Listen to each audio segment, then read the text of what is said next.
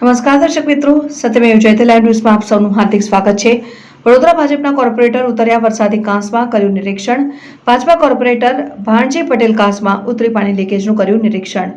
મહાનગરપાલિકા ward number 2 ની ઘટના લીકેજની જાત માહિતી લેવા માટે ઉતર્યા કોર્પોરેટર વરસાદી કાંસમાં પીવાનું પાણી વહેતું હોવાથી સ્થળ પર પહોંચ્યા હતા।